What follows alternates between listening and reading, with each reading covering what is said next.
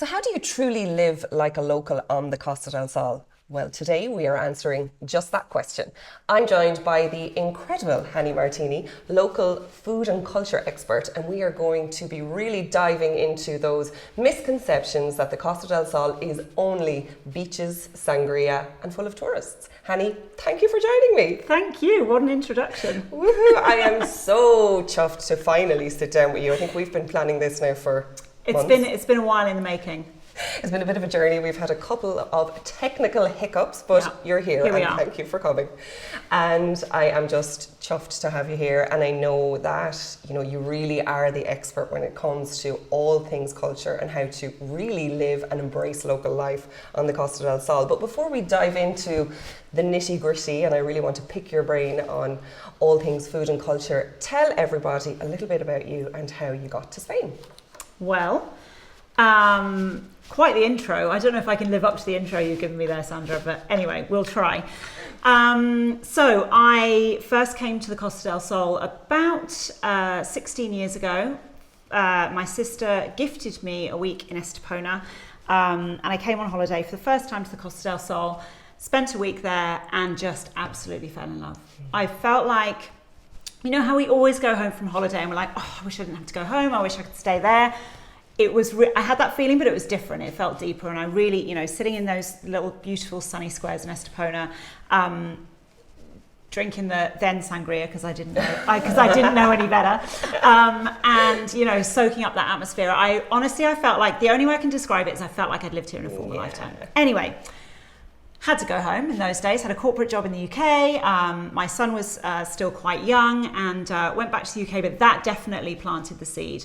And then fast forward 4 years, read a book called The 4-Hour Workweek, which was pretty advanced back in those days in terms of how we can work remotely and those kind of things, and took a 3-month mini retirement, which is a concept discussed in that book. And we went to Casares Pueblo for 3 months and lived up there in the mountains. And that really was the beginning of we didn't plan on staying forever. Yeah. We did go back to the UK, but 2 months later we moved out here. My son came home from school one day, absolutely soaking, had walked home from school, soggy November, and said, I wish we were in Spain. Yes. And that day, ferry was booked. Everything was on Facebook Marketplace being sold, and 2 months later we were on our way down to what story. Spain. I feel we could do a video alone just talking about that mini retirement concept. I'm like, I want to learn more. Yeah. So you packed up the bags, you and your son made that decision, Spain was calling. What happened next? What happened next was we actually picked an area east of Malaga, a little village called Compota, which on the map looked like it was in the heart of this, from above, it is in the heart of this area called the Axarquia, which is much more rustic, different version of the Costa del Sol than we get on this side, on the west side. What I didn't realise was that although it was very central, it was also up a very, very, very windy mountain road. Okay. So we stayed there for 6 weeks, house hunted, found a place and lived out in the countryside for a couple of years. And then I had this dream based on another book that I'd read. So I had a lot of inspiration from different books called Driving Over Lemons. I don't know if you've read that book. Okay, you should read it. It's very entertaining. I'm just taking notes of all of these books. I think we need to provide Hannii's reading list at the end of this. But tell us about this. So Driving Over Lemons is written by a British guy. It's very comical about him and his wife. They bought a really rundown finca in Orgeva, out in Granada province in the middle of nowhere. And it's a story about him doing up this finca and all the neighbours that he met and everything. So I had this dream, even though he doesn't paint it in a particularly favourable light, of living out in the countryside and having olive trees. And so I found this beautiful, beautiful finca with this huge olive tree in the courtyard, which had little twinkly lights on it. And it was just really, really lovely, and lived out there for 2 years. And then I realised that the reality isn't quite like the dream. There's a lot of sweeping up of olive leaves. There's a lot of cleaning of swimming pools, and I had people helping, but I was like, nah, I'm done here. They just don't paint that reality, do they? They don't paint that reality. I mean, actually, to be fair, in the book, he paints it very, very well, but I chose to ignore all those parts and just go and go. And I mean, I had an amazing time living in the countryside. That was a baptism of fire where my Spanish language is concerned. Because you were excellent, even your pronunciation is I mean, I don't think a Madrileño would say my pronunciation's great, but maybe a Malagueño would say I sound pretty Malagueño. Yeah, you sound great. Yeah, so it helped in lots and lots of ways, and it was really, it was a really like a deep integration for those immersion first almost. Years. Exactly, thanks. That's what I was looking for. And then from one thing to the other, moved into Malaga City, into right just off the Plaza de la Constitución, which is the main square in Malaga City, into an apartment there, and spent the next 9 years living there. And that's how I found you, following all of your incredible stories and documentation of your life in Malaga Centro on Instagram. And like, for anybody that doesn't follow you, you need to. We will pop Hannii's information definitely into show notes. But you really do an incredible job of documenting what life is like in Malaga. Thank you. So tell me, how did that kind of come about? How did you then find your way into sharing your life in Spain with everyone? Do you know what? It's a good question, and one that I don't have a great answer for, because it kind of just happened by accident. I started playing around with Instagram and just talking about what I was doing. I was on this journey of like understanding what it means to live here, what Malaga City is all about. There was lots of information going on about what was going on down the coast, but the city was still then, there weren't that many expats living in the city. And so, yeah, I'm a big lover of food and drink, always have been. And for me, the food and drink was a way to get to know the people, the culture, and the language. And so I started just going around trying different things and going into different bars. And, that's how I made some friends in the city. And I was talking about it on Instagram, and it just grew organically. Amazing. In the days when it was possible to grow an Instagram account organically. No, but like, you've really done an incredible job, and you're a real ambassador for life and culture. Thank you. In Malaga and along the Costa del Sol, and especially your Easter updates. Semana Santa from your apartment in Malaga. Yeah. Oof, wow. Yeah, it's pretty special. It's very special. We have a very, very privileged view from our terrace there in Malaga. I got so many messages from friends of mine that are following you that were like, I want Hannii's life right now. I want to be on Hannii's terrace looking at the festivities and enjoying Easter from her balcony. Yeah, it's very cool. Make a thing, like join Hannii on her balcony. I actually did do a thing the year before last. Did you? Yeah, we did a thing on the balcony. Yeah. Oh, wow. Yeah, we did. Yeah, it was great. Next time I'm there. Thank Except you. It rained. Special place. Oh. Yeah.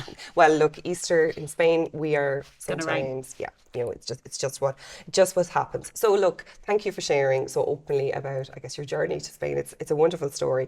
But I want to talk a little bit now around, really living on the Costa del Sol. So living here versus life of the tourist version. Yeah. So, just diving into that in terms of how do you really live like a local versus somebody that's on kind of like an extended holiday over here? Yeah. I mean, it's a brilliant question, and it's one that doesn't have a straight answer, but it's definitely, I think, the case for most of us that when we first move here, we go into holiday mode. It's very difficult not to, because you have this idea of what it is like to be on the Costa del Sol, which comes from having been on holiday here. Of course.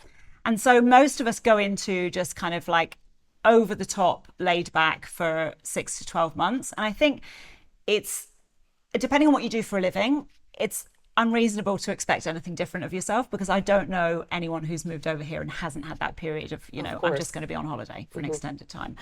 But once you come out of the other side of that period, I mean, for me, first and foremost, the language is so important. And I do have friends here who've lived here for some time and are well integrated in lots of ways and don't speak the language, and they still have a great life living here. But I think the more that you can do to support yourself in improving your Spanish skills, the easier you're going to find it to live like a local. Yeah. You have access to all kinds of information from the town hall about events that are going on and those kind of things. And it's true, we have great expat groups as well, with people like me, like you, who share things that are going on in our communities. But understanding the language gives you so much more context about the culture. So that, I think, is like number one. Obviously, though, that's not going to come overnight. No, and it's having patience with that as well. A lot of patience. And for some people, I understand it comes much, much more naturally than other things. Some people are good at maths, some people are good at art, and language is no different. So, fortunately for me, it came quite naturally to me. Other people, it doesn't, But either way, whether it comes naturally or not, whether you take class or not, you have to be really intentional about it if that's something that you want to do. Sure. But I really strike, and I judge no one if they don't speak. If you don't speak good Spanish, there's absolutely no judgment. But what I mean is like for your own quality of life, sure, that for me is the best thing you can do. To really immerse yourself. And back to what you said there around like when you first come over, you do fall into the tourist trap. I think it's normal as well because you've probably left a life where the pace of life was a lot faster. Yeah. And then you're learning the Spanish way of life, which is more relaxed. And for me, that is an adjustment in itself. It's a huge adjustment. Particularly when you're coming from rush, race. But then I think you do find your groove, right? In terms of what is the routine that I want to establish over here. I don't want to be on an extended holiday. My waistline definitely does not want me on an extended holiday. My waistline suffered quite a lot from that initial extended holiday, let me tell you.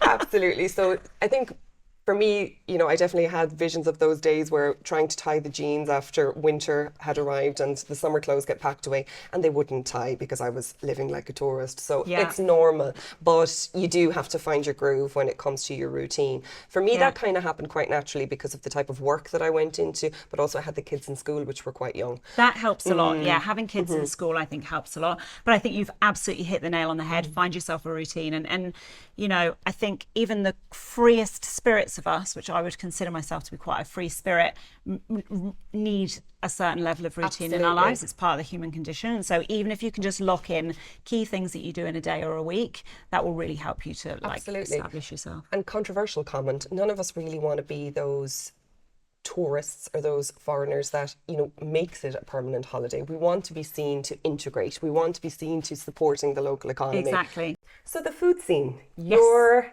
area of expertise? I mean, we could say that. Shall we go there? So, I mean, we can say that. I wouldn't want to be the one to say it, but you've said it, so we'll go with it. Right, I'll classify it as your area of expertise. Thanks. Shall we go there? Yeah, let's go there. Okay, amazing. So, where to eat? I know it's a very general question. Goodness. But you don't. We don't have to say like specific places, but in general, where would you advise people to eat? Like, where should they experience? What should they savor?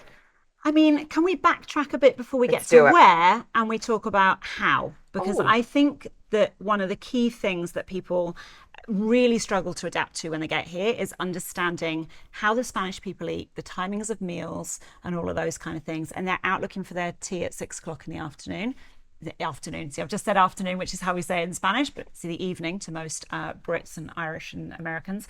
But yeah, they're out looking for their tea, their dinner at that time, and it doesn't exist unless you go to somewhere that's not typically Spanish. Of course. So before we get to like where to eat, I really think that it's worth mentioning that if you're new here and you want to integrate and you want to adapt, pay attention to when the locals are eating. Of course. So we can give a quick summary of the meal times in specific to Malaga. I'm talking about Malaga and Andalusia, the Costa del Sol, not the rest of Spain, because it does vary, of course. Spain is very big and has lots of different regions. And people forget that, how large it is. Anyway, please walk us through how to eat. So 5 meals a day. Meal number 1, early breakfast. That will be very often actually just coffee, so it doesn't really count as a meal, but maybe a couple of biscuits, a pastry, bit of toast, something like that before work. So maybe around 8:00 in the morning. Meal number 2, one of the most important meals, breakfast, main breakfast, which happens around 10:30 in the morning. Almost regardless of what industry a Malagueño works in, they will down tools to eat a sandwich and have a coffee, another coffee, maybe a Coca-Cola, maybe a beer without alcohol, maybe a beer with alcohol at 10:30 in the morning. So if you have a doctor's appointment for 10:35, forget it. You're going to get to the doctor's and there's going to be a note on the door saying gone for breakfast. Like that is a very important meal of the day. So that is already different than how we do it in where we're from, right? In the UK and Ireland. And then the main meal of the day here, meal number 3, is lunch. So where we would have we would basically have what a Malagueño is having for their breakfast, we might have it for lunch, sandwich and a Coca-Cola or a sandwich, whatever.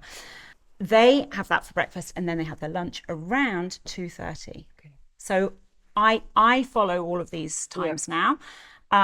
So I'll have my main meal at lunchtime around 2:30 every single day. I cook myself something for lunch. So I'll have a proper lunch. Then meal number 4. So lunch as well on the weekend can go on for hours and hours and hours. And I love that about it. And I really, really encourage everyone to embrace that. Maybe not every day, but, you know, at the weekend, go to a chiringuito, spend 2 or 3 hours grazing, sharing plates with the people that you're with, doing the sobremesa, which is the bit after lunch where everyone's chatting and having their gin and tonics and things. Like, it's just such a lovely way to connect with other people. Slow down as well and be present. Slow down. Yeah, exactly. Meal number 4, merienda. We might have afternoon tea. And not everyone does all of these meals every day. I'm just going to put that there as well. But I would say most locals will have something along this timetable. So merienda might be churros and chocolate. It might be, cake, maybe another sandwich. Tends to be sweet, high sugar, high caffeine, because that's what powers people through. To dinner time at 10 o'clock. Of course. Or 9 o'clock, depending on the time of year. You can hear people going, 10 o'clock? Yeah, and we're not talking about a heavy dinner. Like, we're not talking about sausage and mash. We're talking about maybe some jamón, a bit of cheese, some tapas, something a bit lighter, maybe, like another sandwich, but a light one, and something just to round off the day, really. But I mean, all of that is loose, but that's more or less what we're talking about. And how to eat, and I love that you've touched on that, is an adjustment at the start when you are adjusting and immersing yourself. And I think that for me, I definitely had to adjust to that, and my kids had to adjust to that because their timetable changed dramatically, you know, because they were going to school over here and they were going to Commodore and they were having their, you know, their lunch, as we would call it, at 2:30 in the day. So their whole patterns and routines started to change. So you definitely have to take a little bit of time to make that part of your daily schedule and routine, right? Yeah, absolutely. Yeah, and I think, again, though, having the kids, it does help. It does help if you've got young kids. And I know most people that move over here, not most, is, you know more than I do, but I would imagine that a lot of people don't have young kids anymore. Most people, a lot of people will be retired or will wait until the kids are a bit older. But yeah, the kids, I'm sure, would have taken a packed breakfast to school. You know, it would be the equivalent of a packed lunch in Ireland or the UK, but they would take that and they would eat that at 10:30. Exactly. And then everyone would, when school kicks out at 2:30, generally, if they're not in Commodore, they'll go home and they'll have big lunch at home. Exactly. So it's a great point that make time to understand how to eat. So when you know how to eat, what comes next? So when you know how to eat, what comes next is just exploring and enjoying everything that the Costa del Sol has to offer. Eat comes next. Yeah, absolutely. And you've got 5 opportunities a day to do it well. Fantastic. So what comes then next? So eat, 5 opportunities a day to do it well. What would you advise people to start with? Where should they explore? So as a general rule, avoid main squares. Okay. In towns, avoid the central square. Generally, it's going to be set up for tourists. Okay. It's usually got a beautiful view and a fountain in the middle, and it's fine to have a beer or whatever. Yeah. But the food isn't necessarily going to be the best quality, and you're not going to find locals eating there. So if you want to eat like a local, avoid those places. Okay. Avoid places that have an A board outside with pictures of paella. Avoid places that have sangria, big colourful pictures generally. Yes. They are actually very helpful. And if restaurants could find a way of doing it elegantly. Yes. But of course, a local doesn't need a picture to know what paella looks like, or calamares fritos or whatever. So it's a bit of a giveaway that they're really gearing it towards tourists if there are pictures of the food outside. Warning. It doesn't mean that you're going to eat badly. It might mean that you eat terribly, but you also might get a nice meal in somewhere like that. I don't want to, completely slate anyone who's putting pictures outside their restaurant. But at the same time, you definitely not getting a fully authentic experience. Yeah. So they're like a couple of general rules, and then just watch where the locals go. And that's why it's important to understand those timings, because you can, if you see somewhere that's packed at 1 o'clock for lunch, there's not really going to be locals. Yeah. So again, doesn't mean you're going to eat badly, but if you're talking about eating like a local, then go at 2:30 and have a little wander around the streets and look in all the bars and restaurants, see which one's really buzzing at 2:30, and that's a good place to start. Yeah. So let's talk the actual dishes and kind of the local cuisine. Okay. What are you a fan of? I mean, I'm a fan of absolutely everything, to be honest. People say to me, "Is there anything you don't eat?" And I'm like, "Really, there is not anything that I don't eat." But here in on the Costa del Sol, we are so fortunate because obviously we're on the Mediterranean. We are not far from the Strait of Gibraltar, where the Mediterranean meets the Atlantic. So we have this beautiful warm water seafood, the prawns, the conchas finas, and things here from the Mediterranean. We also get incredible tuna coming up from the Atlantic. The seafood is just amazing. We also have this incredible climate which allows us to grow tropical fruits, mangoes, unbelievable. Avocados. The produce is amazing, and actually one of my favorite places to go and eat in all of the world is Mercado Atarazanas, the central market in Malaga. And there you can see the variety of the freshness of everything and have like a little tapa. You're probably going to have a stand-up lunch, but it's great fun.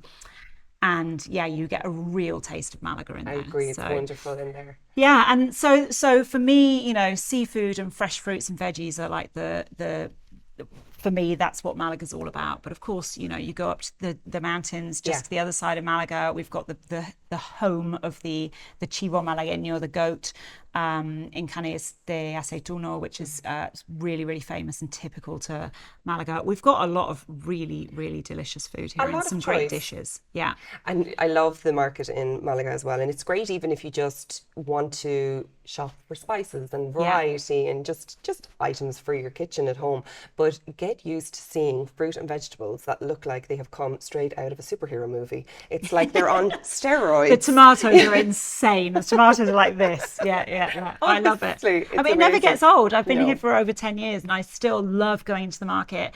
You know, and the nice thing, this is actually another great tip, is for the integration, is if you shop on a market, if you have a market near you, it might be the municipal market. I think there's one here in Los Boliches. There's probably one in Benalmádena, I'd imagine, or even a grocer's, you know, a green grocer's, a fishmonger. If you can shop in those places rather than, or in addition to the supermarket, I still go to the supermarket as well, but then it really gives you a level of integration that you don't get anywhere else, and you build a relationship with your fishmonger. You build a relationship with the guy selling you veg, and you go in and ask for avocados that are nice and ripe now. If they haven't got them, they'll say we haven't got them, but stick it in a bag and it'll be good for tomorrow. And that kind of thing helps with your Spanish. It helps you understanding a lot about the culture and how people eat and all of that. And it also just gives you some really nice relationship building with people. That's so true. And what that also does is it reminds you of the charm of Spain, because those local relationships, sometimes they're missing in other locations, in other parts of life. So it brings you back a step, really, and just allows you, again, to slow down, enjoy the moment and be present. If you were to recommend a dish, so if somebody was new to the area, new to the region, they're dipping their toe in the food scene, they want to try different things, what would you recommend them to start with? Okay. I would say if you're new, we've probably all, even on holiday, been to a chiringuito and had food in a chiringuito. But I would say definitely try the pescadito frito. So all the different fried fish that we have on the beach. Try the fritura malagueña, which is the mixture of different fish. Get it with a nice tomato salad, nice glass of ice cold white wine, and get into the whole sharing thing. So pescadito frito is like 101 Malaga. A dish that, if we want to go for something that probably tourists wouldn't normally know about and is a little bit obscure, there's a dish called gaspachuelo. It's seasonal, so you won't always get it. I'll give you two. I'll give you a winter option and a summer option. So the gaspachuelo is a hot soup, seafood soup, if you think like a bisque type thing, but it's the color of the stock is white. And it's because they add mayonnaise to the stock. Oh, controversial. Yeah, I know. It sounds grim, but you have to trust me, it's delicious. Ooh. It's really good. Seafood, fish, whatever's fresh, whatever's in season, with this gorgeous, rich, creamy stock. It's very nice. Gaspachuelo. Put it on the list. Okay, I will. And then a summer alternative to that, because that isn't going to be available year round, because who wants to eat a soupy stew at this time of year? Is ajo blanco. So ajo blanco is a cold soup made from almonds and garlic. So the almonds are native to Malaga. We have lots and lots of almond trees. I'm sure you've driven through the countryside in February and seen all the beautiful almond blossom. And so this cold soup made with almonds and garlic is absolutely delicious. Gorgeous. I know that mayonnaise in a soup, I know that cold soup, it's all going to sound to the mind incredibly challenging. But trust me, if you want to try something, you want to try something typical. Amazing. Well, what a chat. Huh? So much insight shared. I think we could sit and talk all day. And I'm really enjoying this reader pose. It suits you. Thank you for joining us. Pleasure. You have been just a wealth of knowledge. How can listeners or followers, how can they reach you? So, I mean, the best way, all roads lead to and from Instagram. So it's Hannii Martini with 3 eyes on the end.